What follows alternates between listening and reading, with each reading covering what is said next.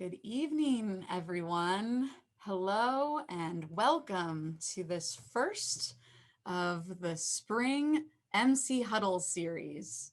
These are opportunities for you to have the chance to hear firsthand updates about what's happening at the college. I'm so glad for those of you who are joining from your own homes and businesses in real time. And I'm also glad to welcome all of you who are watching the recording of this huddle. Just a note to everyone involved that this session is being recorded and will be available for later viewing. And if you'd like to watch the recordings from previous huddles, we did a series that was very successful last fall.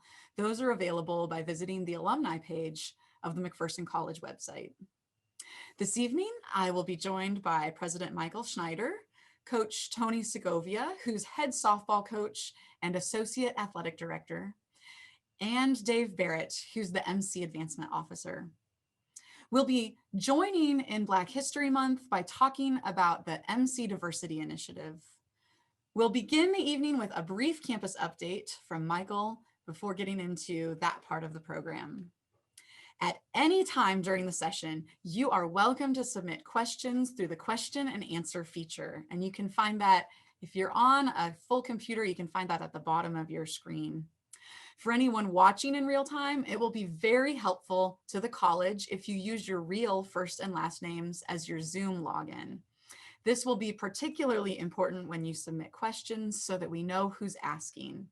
And we'll get to as many of those questions as we can in the 15 to 20 minutes after the sharing. Just another note for those joining in real time. Stay on the Zoom to the end of the conversation with your real name, and you'll be entered into a drawing to win an MC prize package that we will ship or drop off. So be in person until the end to be included in that drawing. So Michael, I'll invite you to start your camera and your microphone. We're looking forward to hearing from you. Thanks so much for sharing this evening with us. It's great to be with you, Monica. Thanks to you and Eric and team for putting these together. I know folks out there really value these. We were just talking the other day that we love to be out and about across the country, meeting with you all. And for now, this is the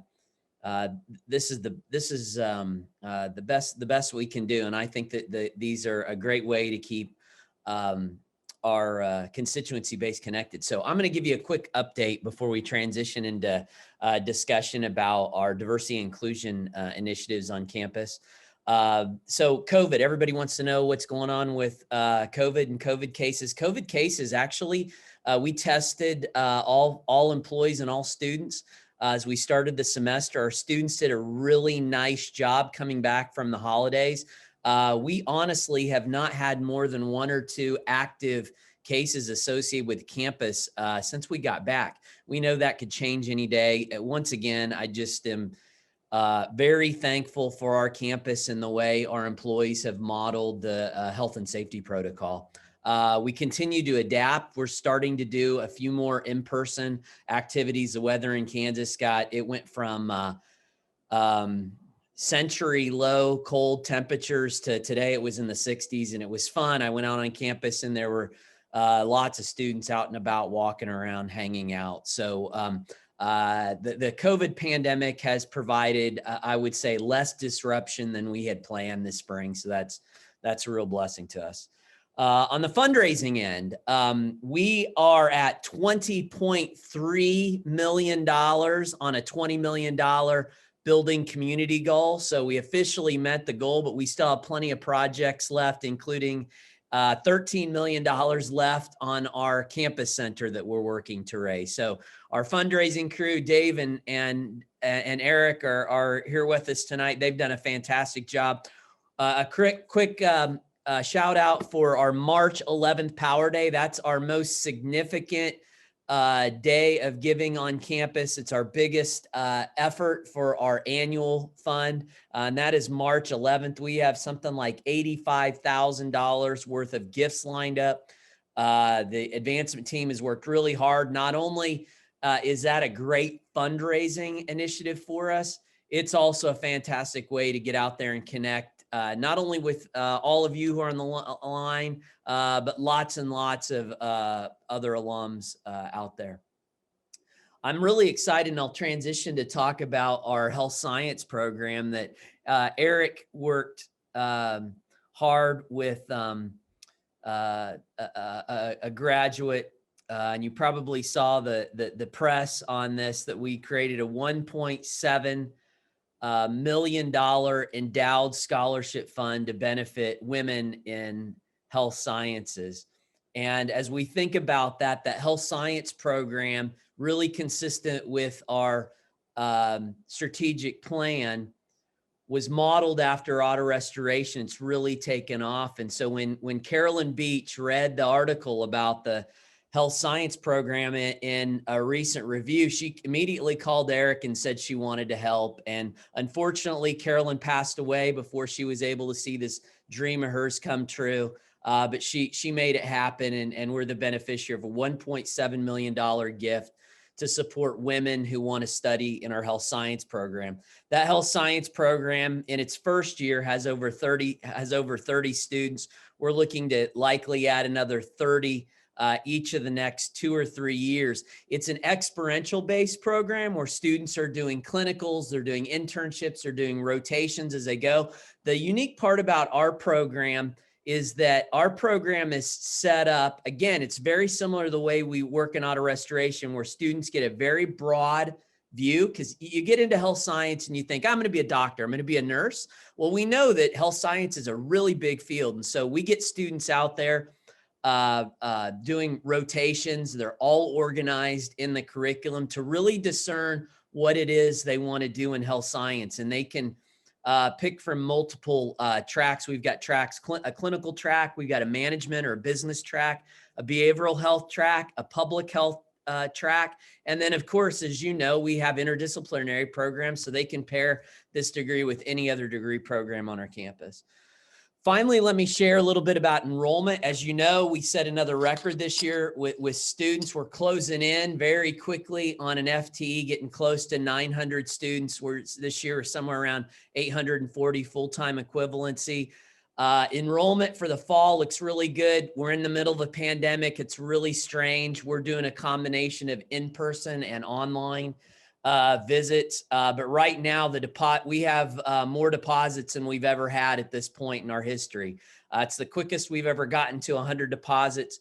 We're up about 30% on the deposit side. Now, our inquireds at the top of our recruiting funnel are down, but our yield from applicant to deposit's really good. We're crossing our fingers that students stay committed to us and that those deposits turn into enrollment. One area that we haven't talked about a lot, specifically, you know that retention is an up and down deal. And in a pandemic, we knew we were going to struggle with retention this year. From fall to spring, we're actually down 4% off of last year.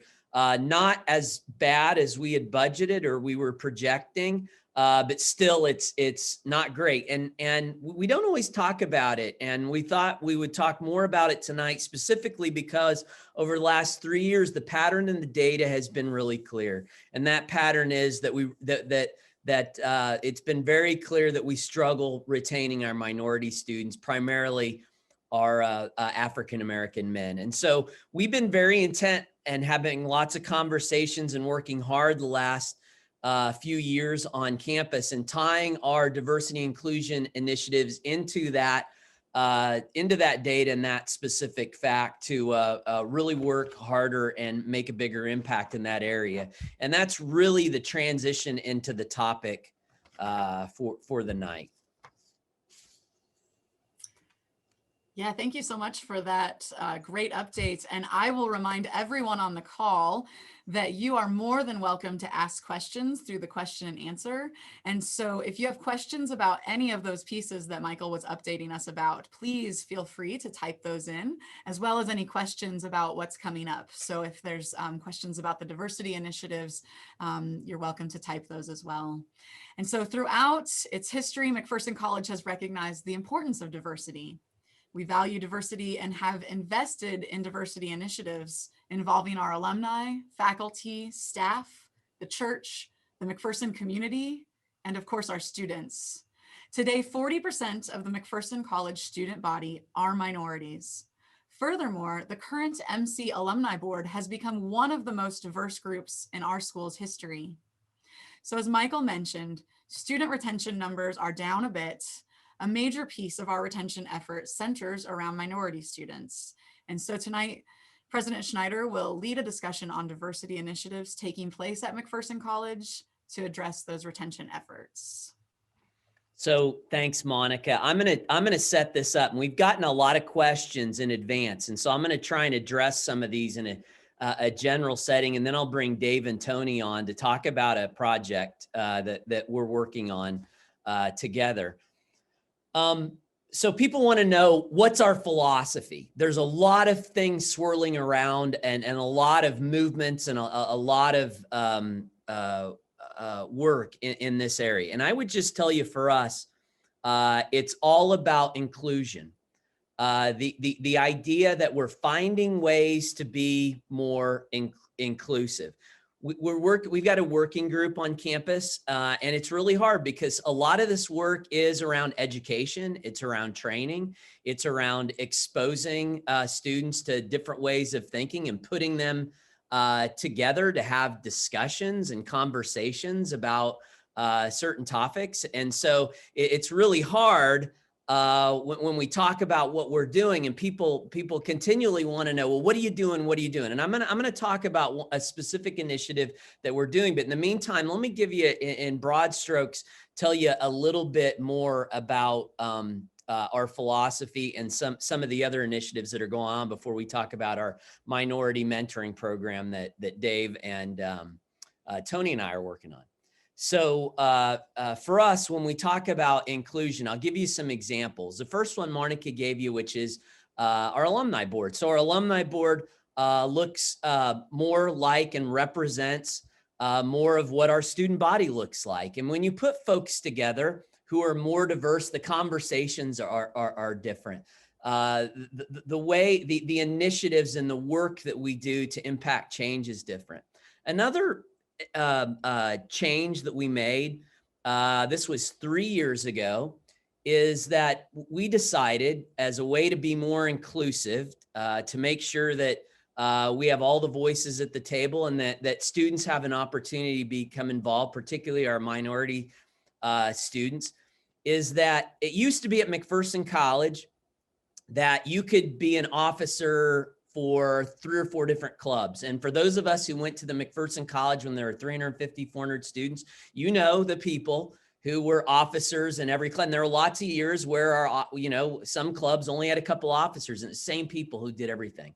Well, we did 2 things. One, we changed our policy, and this was Student Government Association, changed the policy around this and said you can only be an officer for 1 club, an organization. And so when you do that, you create opportunities for others to get involved. And so the impact of that is we have a much more diverse representation of students who are officers of our clubs, who are effectively leading leaders out on our campus. And so we made that change, a very systemic change in the way we operate. It's one example of one thing that we've done. But this really ensures, again, that we have the right voices around the table. And it's the way we think about this is a very pragmatic way to connect, not only to this the best practices in the literature and what works really well on other college campuses or out in society, but also are the Christian values, I think, that we all appreciated when we were students here. And you combine that with, our ability to work with students and help them understand the ideas behind inclusion. The interesting thing about all of this is that when you put students together and you give them the right tools, they actually take care of one another and they learn from one another. And that's what we're starting to see across our campus. So As we look at this, student involvement in diversity inclusion initiatives are much more significant this year. Like I said, we started a couple years ago with the change in our officers. We also did diversity inclusion training for all of our student leaders, including RAs, to help them understand basic concepts and ways to get around, see different people's perspectives, and to work on ways to be more inclusive. And in addition, we incentivize clubs for working harder to make their club membership more diverse. We also have a student athletic leadership team called SALT that's been in effect. We showed them the data, and they've really stepped in and advised us and helped us think through what we might do, not just from an athletic end, but from across campus. In addition, there's a new group, a student diversity group called Voices of Change and Leadership. They get together, and they've done a really nice job hosting discussion sessions and given space to all kinds of students, whether it's an African-American man who is concerned with issues that they see in our community, or whether it's another student who's confused and doesn't understand what all's going on with the issues, and what, and honestly, what the issue is. And so bringing those students together and providing them a safe space to have this discussion, this is the place where we want students not only to learn from us, but also to learn from each other. And that's been a really powerful piece that we've seen. We also have some pretty significant partnerships so that we can have the right data, the right best practices, the right sounding boards. We partnered with the University of Southern California Race and Equity Center. We're also a member of the Liberal Arts Colleges Racial Equity and Leadership Alliance, which is a group of small private college presidents who've gotten together to have conversations about what we can do on campus. How many students and what do you need before you have a chief diversity officer? What's programming look like? What's this look like if you're in an urban area versus a rural area? It's just been a really great place for us to bounce ideas. And then finally, we've got employee training. The last 2 years, our campus-wide training affiliated with the Kansas Leadership Center has been focused on diversity and inclusion, understanding some basic concepts, coming up with ideas and things we can do in our own classrooms, in our own clubs, organizations, and across campus to find better ways to make the campus more inclusive.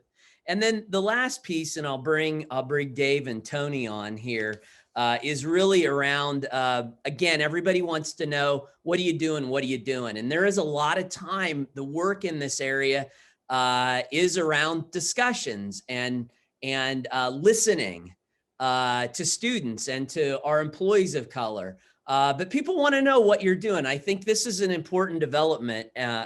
We're going to be executing a minority mentoring program here later this spring and summer so that it's ready for the fall. So the program that we're developing kind of came out of two places. It's interesting. Our student debt project is going really well. Dave Barrett and I have been working on this for a couple years, along with Eric and Monica in advancement. And we find mentors and we pair them up with students, and they work on reducing their debt. They learn financial literacy skills. That's going really well. And one of the important parts of that is we have mentors that work with them. In addition, Tony and Eric and I have spent some time together. Tony is our Tony and Dave, why don't you guys come on, please? Dave's obviously, everybody knows Mr. McPherson College. Dave Barrett, give a wave. Everybody knows Dave. Dave works in advancement. Tony is back after a small hiatus of being away from McPherson College. He happens to be the winningest softball coach in the NAIA, but he's also our associate athletic director, and he's a very valuable member of the team that's trying to sort through some of our retention challenges. Tony is also co-leads our first year experience. So that's first year seminar. For those of you recent graduates, you know this is ACE. But anyway, it's our first year experience. And so Tony invited Dave in to tell our stories. And Dave and I both have very, very similar stories. And Tony has his story, which he'll tell in a little bit. And we came in and we shared our story. And it was around Tony wanted us to come in and really encourage students not to give up and ask for help. And what happened was after we shared our stories, Tony said, you know, there's a few kids here that could use a mentor, could use some. So we started working with these students, and it's gone pretty well. And so it led to this idea that if our students of color, our minority students, particular, who come to McPherson College and need some extra support, need better guidance on how to navigate the system, how to be successful at McPherson College, why not pair them up with an alum, recent graduate, somebody they can look at and see part of themselves in them as a mentor. And we think this could be a really powerful way to impact our students. So I asked Dave and Tony to come on and help me share the motivation behind this program, the work that we want to do. And so I thought a great place to start the conversation would be to ask Tony to share his story about which kind of started all of this idea and brought Dave and I into the first year experience here a couple months ago. Tony, you mind sharing the story? Yeah, thanks, Michael. I struggled in all facets of life my first 2 months here at McPherson College, and I can see people could see that. But it was one day out of the blue, Dave Barrett called me in his office, and he just told me to go to class and give this thing a chance. And I knew I wasn't. And so, but I struggled finding friends. I struggled getting involved. And the one thing that he did was show me love. And that's all I needed to continue to give this a shot. And here I am today. But again, he didn't know me from anybody. He just called me in and he could tell I was struggling. And so I always appreciated Dave for that. But I know there's a lot of alumni out there that share this same familiar story. And we would just love for you to help us out. And we know that what McPherson College has done for us. It's interesting to hear Tony share his story because about Dave back in the around the year 2000. This would have been 20 years ago for just to put this in reference. And then you know, I had my own story about struggling, and Willie Marshall on my next door neighbor who helped me through a few things. And you know, we all have our story. Dave, you know, we talk all the time about how important these individual relationships, how important they are to our retention initiative.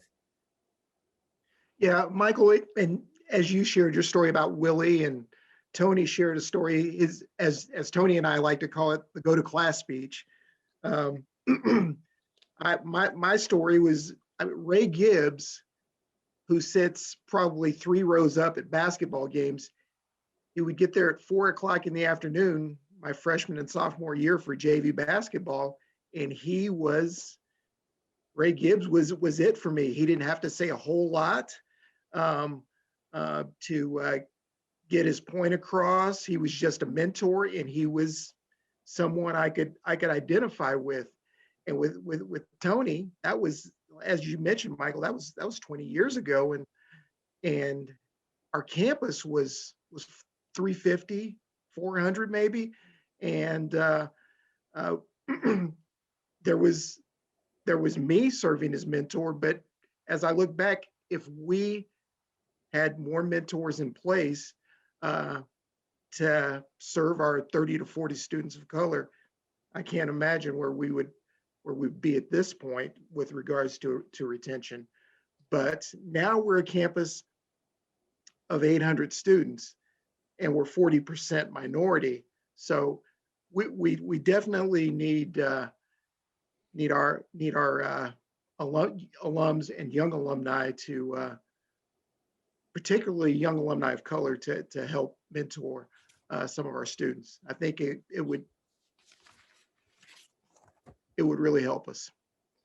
Yeah, we talk a lot, and we talk a lot about the work we do in first year seminar. And I think this year, when Tony invited us in and we started thinking through this, we quickly realized that we could do something different. And as we think about this, it's interesting because we're also working on the student debt project.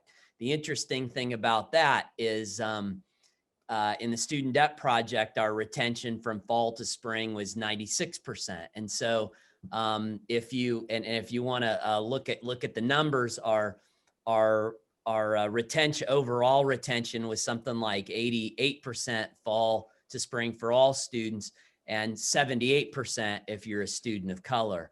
Particularly our African-American men. If you're an African-American man and you had a mentor in the student debt project, you almost tripled your chances of, making it through the semester. And so as we started thinking about this, thought, okay, if we put this thing together in a way similar to the student debt project, where there's guidance, it's, we use best practices as far as mentoring. We know there are a lot of alumni out there who would love to help us. So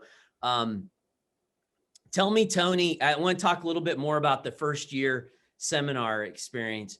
Can you tell us more about why this would be such an important addition to the first year experience, having this as an option for students? Yes, I mean, our first year seminar really is about building relationships and providing students not just with the basics about being a student, but also connecting them in a meaningful way. We want to continue this one-on-one connection next year with first year experience, and also especially with our freshmen.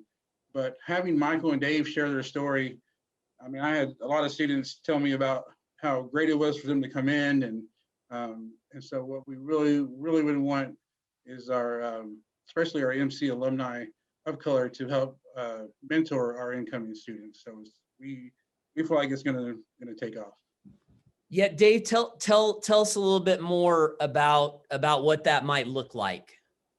Well, Michael, I just think that there's a great opportunity. I feel like that the student debt project was kind of a beta test, and we have some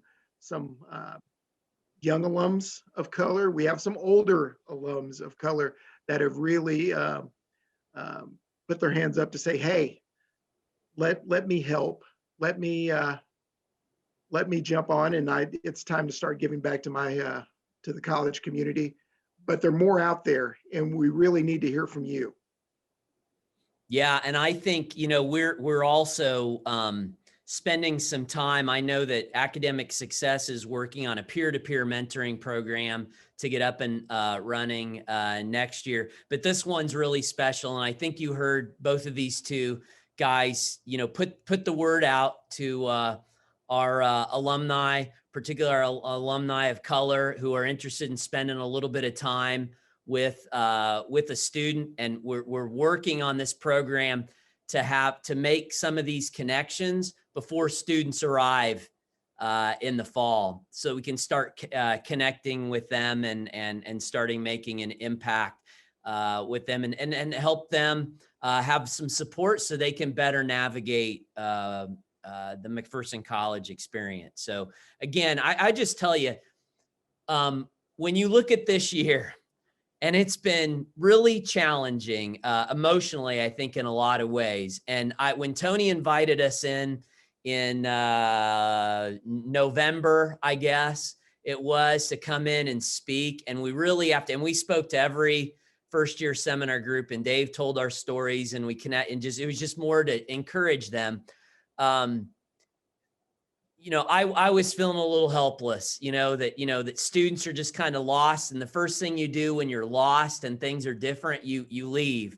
And Tony and Dave, they wouldn't give up. And they got me together and said, we got to find some folks. We got to start working with these kids one-on-one. We got we got to get this mentor. We can't wait until this spring to get this mentor thing propped up here. We got to divide these kids up, and we got to start making contact. And I just appreciate the fact that we've got doers like these two who motivated a bunch of us on campus to do this work, and then to inspire this program that seems very simple, but I think it will make a really big impact. And where it'll start, it'll be with the folks that raise their hand and volunteer to help us out. So again, Dave and Tony, thanks for joining us tonight. Monica, if we can open this up for Michael? questions. Yeah, go ahead, Dave. I wanted to give a quick shout out to Trey Anderson. He was on Brian Ward's first football team at McPherson College, and we got together at Roscoe's, but he's on the call, and I just wanted to say hey to Trayvon. Yeah. So I think we're open to questions, Monica, as they've come through. Yeah, fantastic. Thank you to all three of you. And Dave, yeah, you're getting mutual love back from Trey. So glad that you welcomed our alum. And so I'll just remind you all that you're welcome to offer questions through the question and answer option. And we have had two alum, or an alum and a friend of the college, ask a similar question about, with the growth, how's housing being accommodated? How is this impacting the increased size student body? How's that impacting campus? Yeah, I think you're going to start. So there's two couple questions in the same vein, but they go in a little bit different directions. So I think you'll probably see some new housing options here in the next couple years. There's a little, for those of you who tuned in or watch this, I think you're hearing me say that growth is at a point where we need to start thinking about some other options closer to campus. So right now we're in good shape. I hate to overbuild and invest in something when the growth doesn't come. The other one is how does a student housing strategy, how's it impacted when it comes to diversity? And this is the thing that, and I think, I don't know, Dave and Tony, both, by the way, Dave and Tony both got their starts in student affairs. So these guys are really the student affairs expert.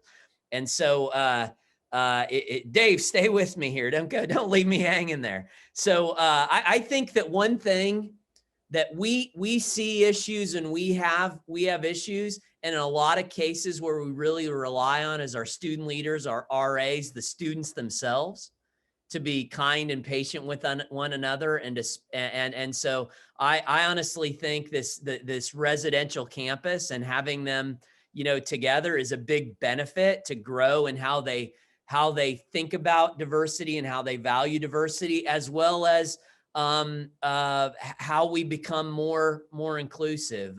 So Dave and Tony, you got any thoughts? You both have worked. I mean, Tony, you were the RA at Metzler, and Dave, you were the RA at Dotzer.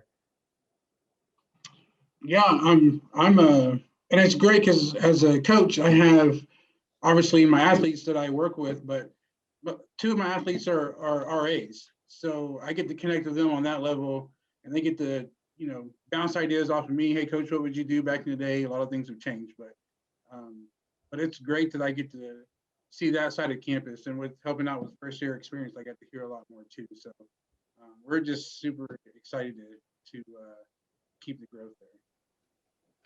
I just think it's important for Tony and I to be intentional about reaching out to students who we may not have a connection with at all, particularly with me now being in advancement and not directly involved in student recruitment. But I just want to be as visible as possible for our students.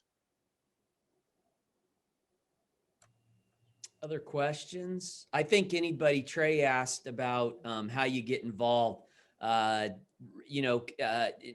Given that Zoom has become the norm, and that, we'd love to have you back on campus too, but these relationships and the mentoring is possible online. So connecting students with you all, it's not limited. This program is not limited by geography. It's a really good question. Actually, we just invested in a new platform that will be able to better connect students with mentors for any range of things, but primarily we purchased it with this program and the student debt project in mind. So.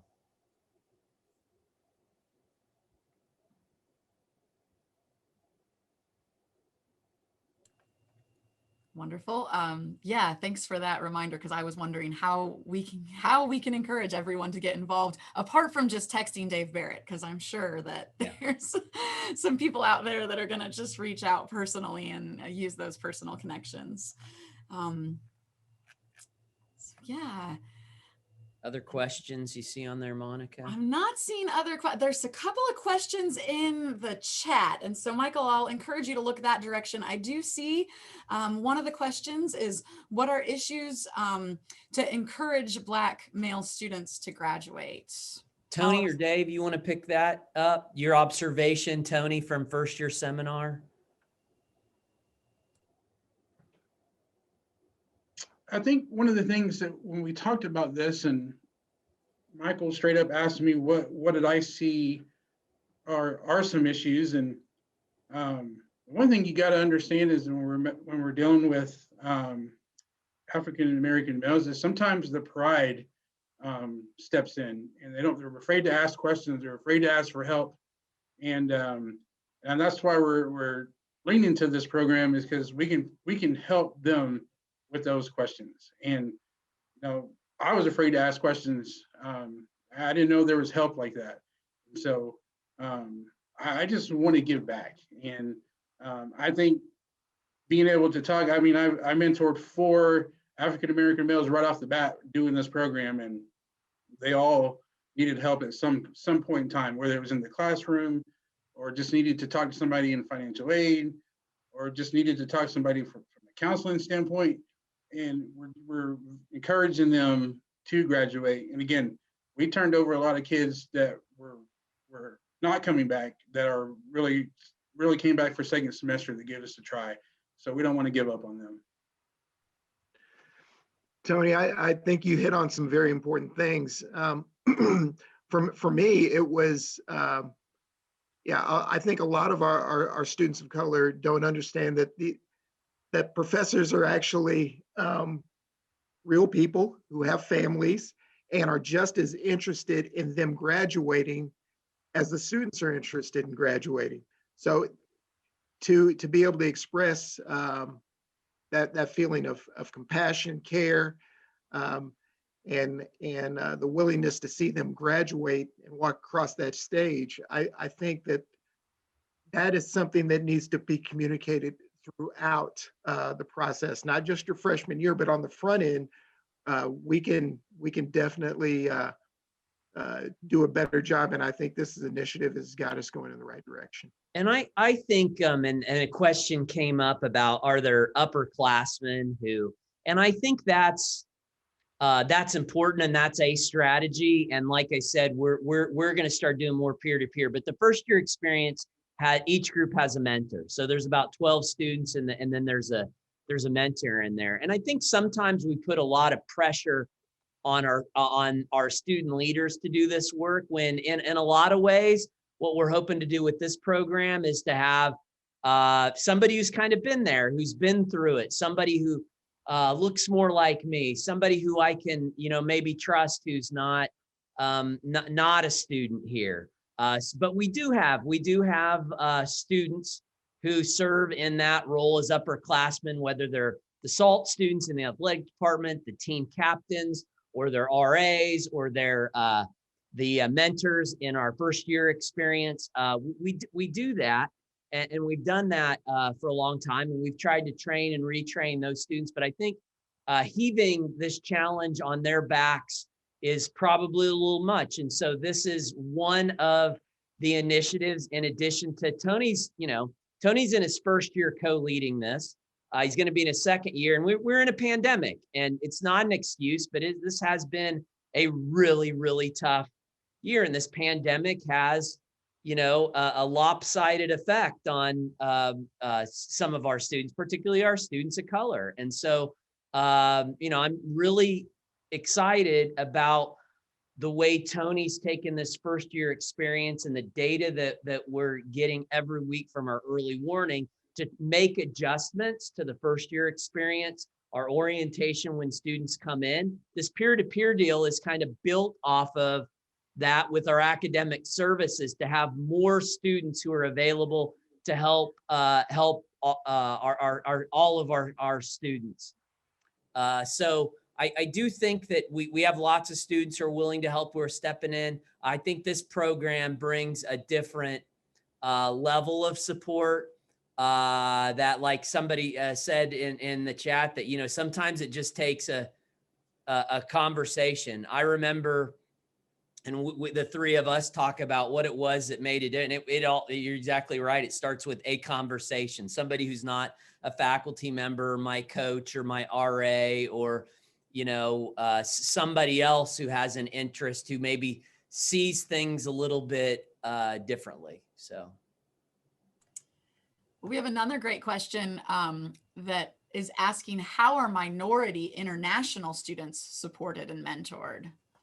Yeah, again, there's two things that I'll mention on this. Again, it's been a tough year if you're, you know, from another country. Our international numbers were down a bit this year, given the pandemic. But that, you know, we had a high 2 years ago where 10% of our students were international students. So there's a couple things. We actually have somebody who's in charge of helping our international students navigate all of the technical aspects about their visas, how to navigate the United States, language issues, stuff like that. And so, yeah, and we're also doing a complete audit of our international processes and procedures. And so not to minimize that experience, but I think that one's a little bit more technical.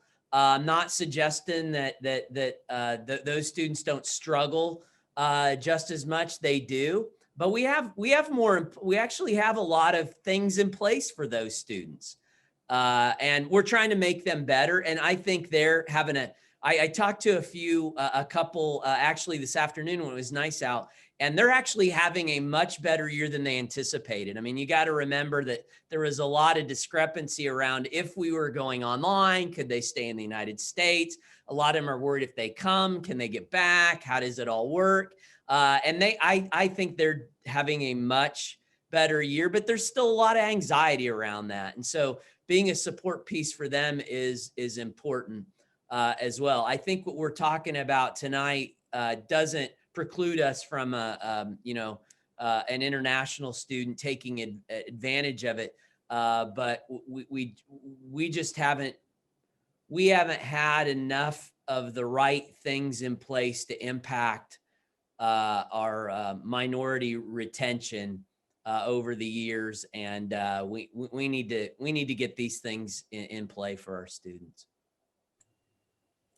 We're seeing a lot of comments of support, a few attendees offering their help as mentors, and just offering that, some of the things that are being said tonight align with their experience. So Michael, if there's any of those that you want to pick up. Yeah, it's great. Somebody said, I agree, being able to talk and be encouraged by someone who looks like you or comes from a similar background makes all the difference. I mean, that's exactly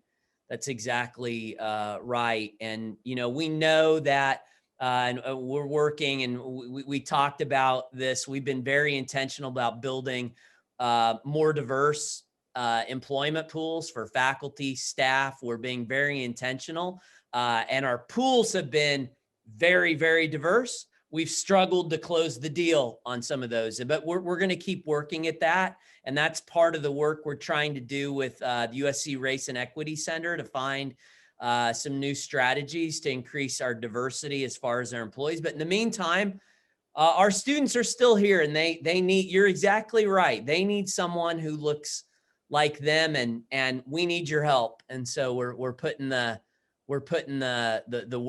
word out there, and appreciate that so many of you are, you know, making comments, and you're behind this to help us. So We Thank also you. have some comments just about the connections that exist that are deep and broad among alumni and current students. And so if you're on this call, you can be part of those connections. So thanks for sharing that. I'm seeing comments, but not any more questions come up. And so I'll just invite you, Michael, are there ways that you'd like to frame up this conversation? Yeah. Or, Yeah. And I appreciate it.